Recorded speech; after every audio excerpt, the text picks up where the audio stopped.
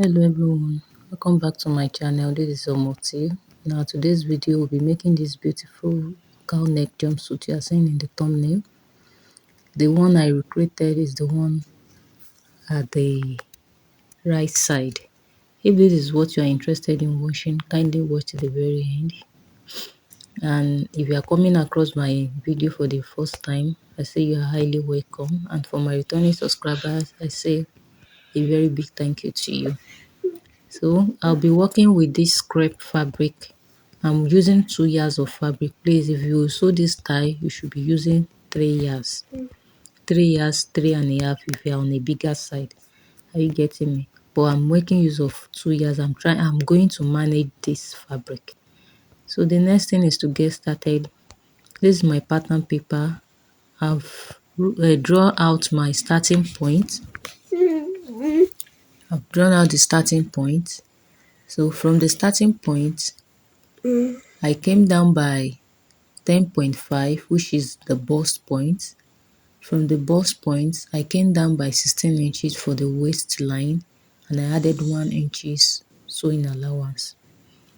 I'm cutting the back first, and I added a zipper.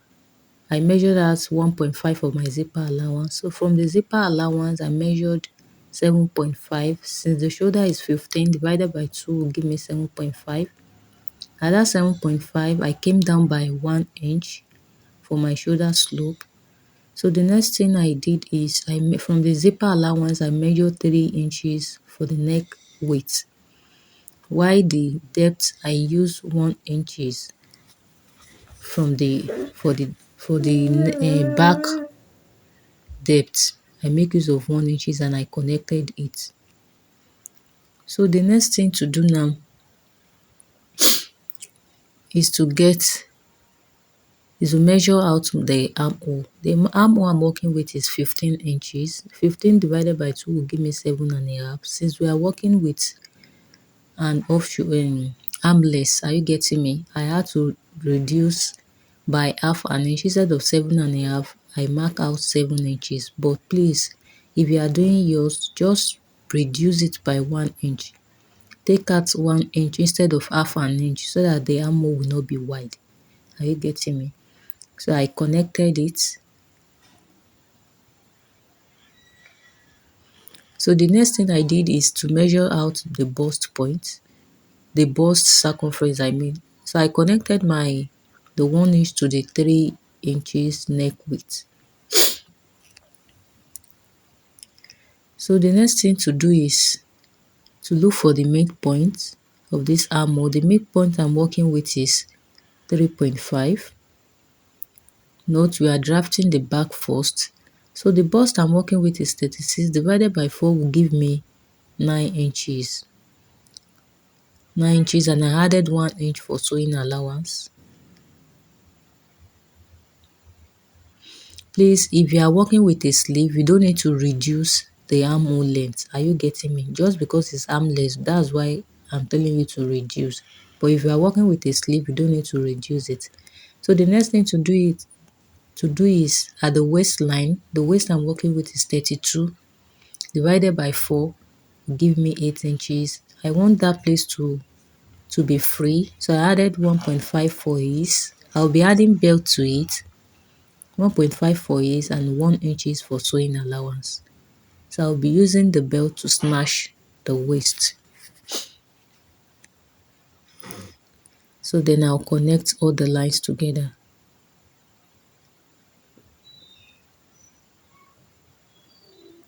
So after connecting the lines, this is what you should have. Then I'll connect the armhole.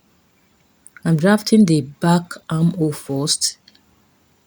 So the next thing is to cut out. At that shoulder area, I'll be adding my half an inch at the shoulder for joining both front and back together. Be adding half an inch. And please, while cutting on your fabric, at the armhole area, add half an inch all through. That half an inch will serve as the joining of both fabric and the facing. So at the zipper area, I came inward by 1/2 inch and I connected it to the neckline. I connected it up.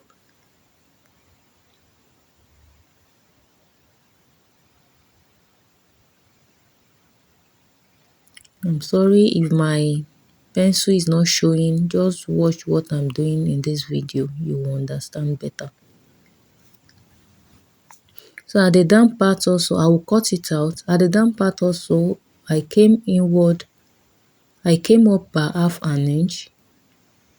This will eliminate any zipper bulge at both the zipper area and at the waistline. So I connected it this way. I came up by 1/2 inch and I connected it to the side and I cut it out. So our front back pattern is ready. So I'm gonna here to cut the fabric, and please at that zipper allowance I notch both the up and the down. So the next thing is to work on the armhole for the front. So at the midpoint I will be coming inward by 1/2 inch. So this I'm connecting the front armhole now. So from that 1/2 inch, I will take it up and I will connect it to the chest line, as you see me do in the video. So the next thing to do is to cut it out. Please, I'm very sorry, I'm having kata, but I had to do this video. So we are through. At that point that you see me touching, that's our chest line. I will be connecting it with a straight line because we are going to slash this pattern.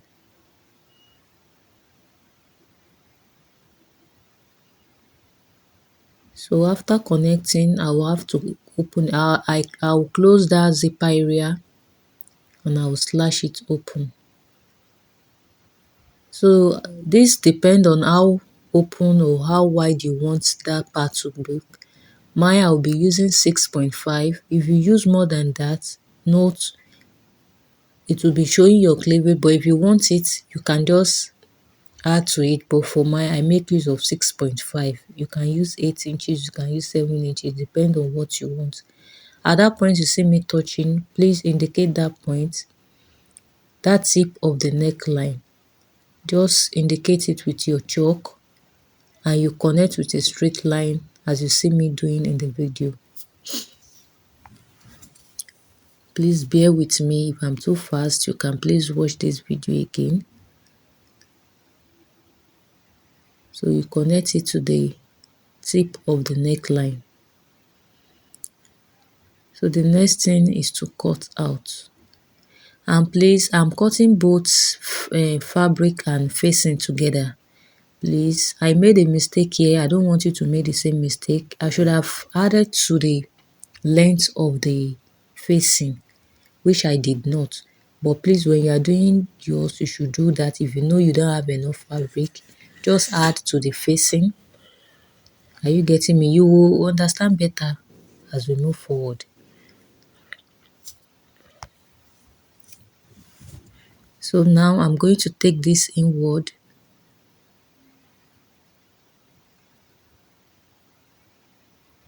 I'm opening. Just watch what I'm doing. I'll be taking it inward. That will serve as my facing. I want to cut both the facing and the fabric together. That is going to serve as my facing. As for the back, I cut the facing separately. Are you getting me? But for the front, I'm cutting both facing and the fabric together.